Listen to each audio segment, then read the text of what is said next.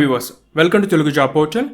Institute of banking personal selection IBPS PO post భర్తీ చేయడం కోసం రీసెంట్గా నోటిఫికేషన్ ఇచ్చడం జరిగింది. ఈ నోటిఫికేషన్ ద్వారా 4135 వేకెన్సీస్ భర్తీ చేస్తున్నారు. ఇక ఎగ్జామ్ సెంటర్స్ కూడా ఏపీ తెలంగాణలో ఉన్నాయి. ఎనీ డిగ్రీ పాస్ అయి ఉంటే చాలు నోటిఫికేషన్కి అప్లై చేసుకోవచ్చు. సో ఏ విధంగా అప్లై చేయాలి, ఎటువంటి డాక్యుమెంట్స్ కావాలి, ఎగ్జామినేషన్ ప్యాటర్న్, సిలబస్, ఎటువంటి బుక్స్ చదవాలి, పూర్తి సమాచారం 1 by 1 చూద్దాం.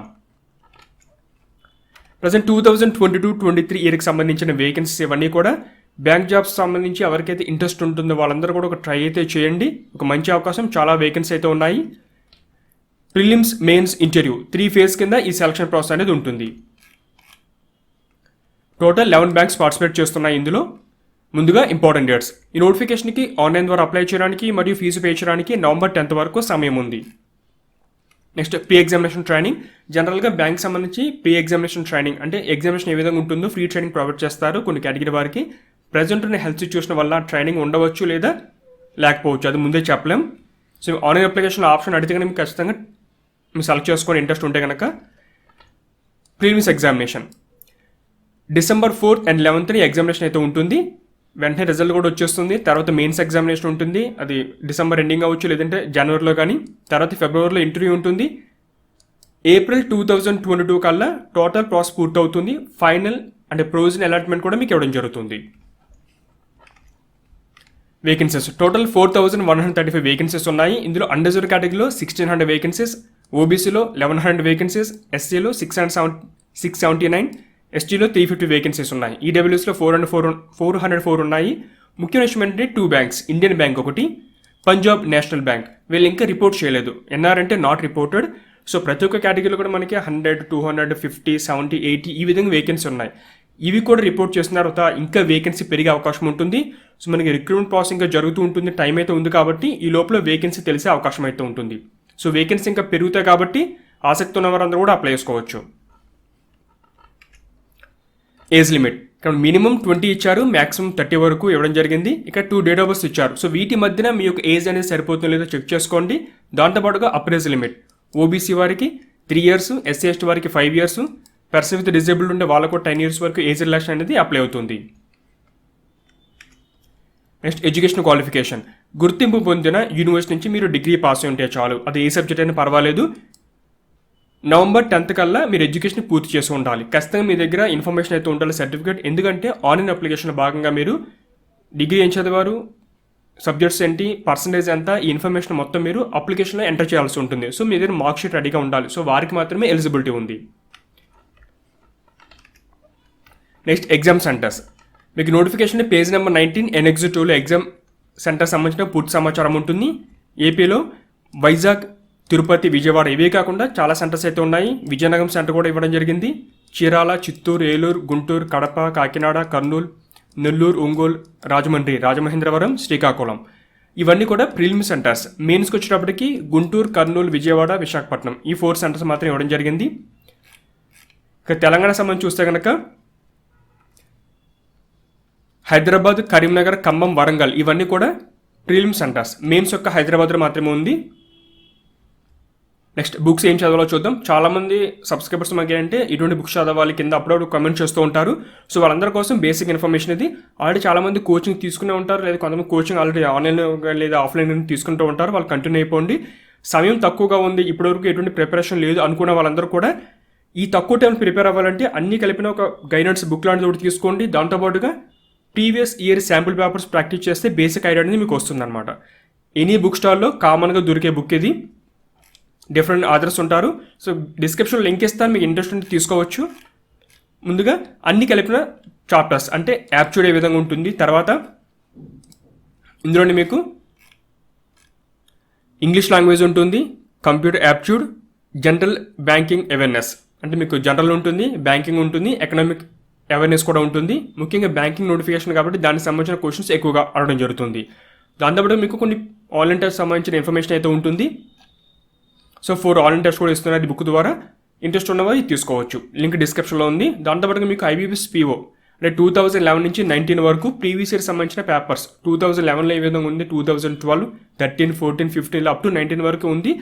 సో మనకి పేపర్ ప్యాటర్న్ ఏ విధంగా ఉంటుంది. తర్వాత 15 నుంచి 19 వరకు డిఫరెంట్ టాపిక్స్ ప్రిలిమ్స్ మెయిన్స్లో ఎటువంటి క్వశ్చన్స్ అడుగుతున్నారు ఆ టాపిక్ సమ్ ఇన్ఫర్మేషన్ ఉంది. సో వీటిని బేస్ చేసుకుని మీరు ప్రిపరేషన్ సాగిస్తే మీకు మంచి అవకాశం అయితే ఉంటుంది. ఒకసారి ఇవన్నీ కూడా పేపర్ చేసుకోండి. జనరల్ గైడెన్స్ బుక్ ఒకటి, తర్వాత ప్రీవియస్ ఇయర్ శాంపుల్ పేపర్స్ మీకు నచ్చిన ఆర్డర్ తీసుకోవచ్చు. నెక్స్ట్ ఎగ్జామినేషన్ ప్యాటర్న్ చూద్దాం. ముందుగా ప్రిలిమ్స్ ఎగ్జామినేషన్ ఉంటుంది. ప్రిలిమ్స్ ఎగ్జామ్ చూస్తే మీకు English language 30 questions 30 marks, aptitude reasoning ఈ ఒక్కొక్క సెక్షన్ నుంచి 35 క్వశ్చన్స్ 35 మార్క్స్ అనమాట. ఇంగ్లీష్ హిందీ లాంగ్వేజ్లో పేపర్ అయితే ఉంటుంది. ప్రతి సెక్షన్కి 20 మినిట్స్ టైం ఇచ్చారు. మనకి సెక్షన్ కట్ ఆఫ్ కూడా ఉంటుంది, వాళ్ళు డిసైడ్ చేస్తారు అది.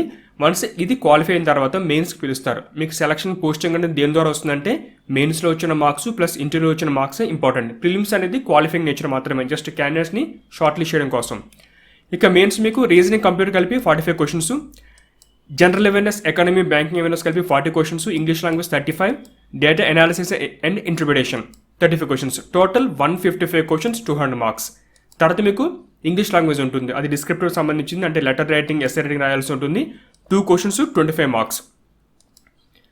టోటల్ మీకు 3 అవర్స్ టైం అయితే ఉంటుంది. కింద మీకు 30 మినిట్స్ వచ్చి ఈ ఇంగ్లీష్ లాంగ్వేజ్కి, అంటే మనకి లెటర్ రైటింగ్ ఎస్సే రైటింగ్ రాయడం కోసం అనమాట.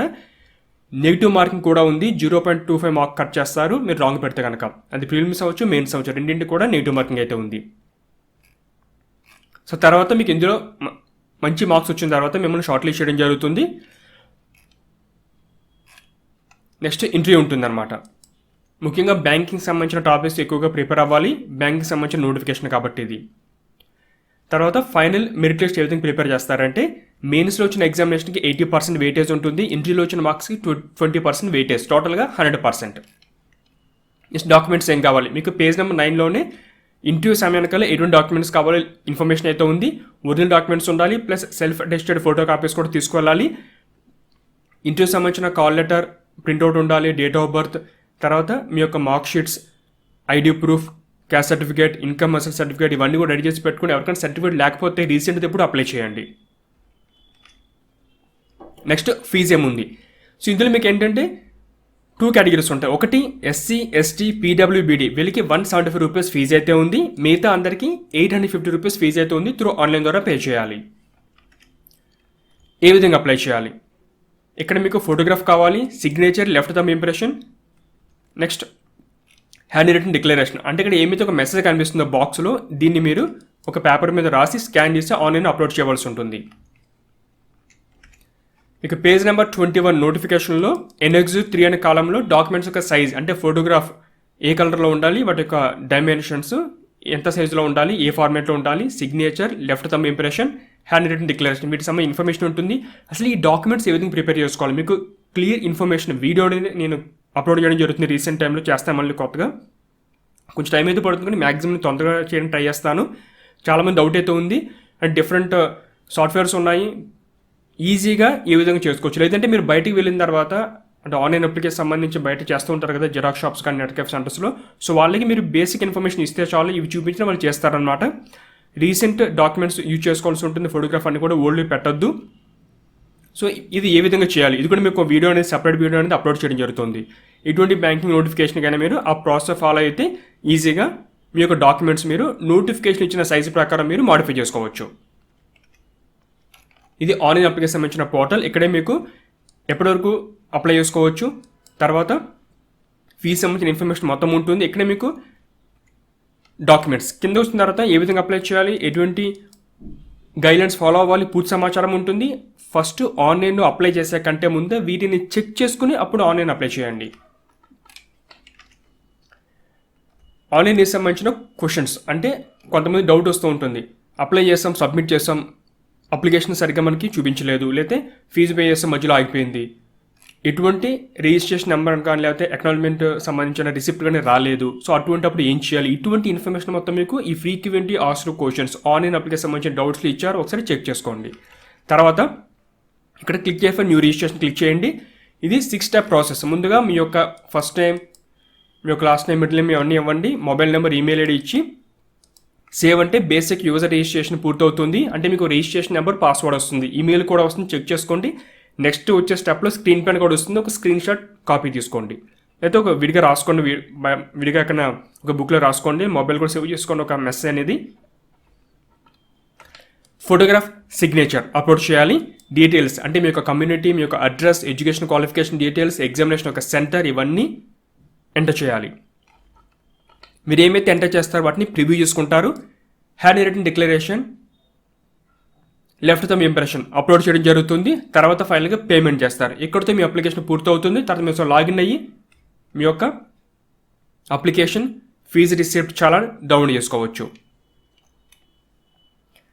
కొంత ప్రాసెస్ స్టార్ట్ చేసిన తర్వాత బేసిక్ రిజిస్ట్రేషన్ పూర్తవుతుంది. స్టెప్ 1 మధ్యలో పవర్ పోయిన, అప్లికేషన్ స్టక్ అయిపోయిన ఎటువంటి ఇబ్బంది అయితే లేదు.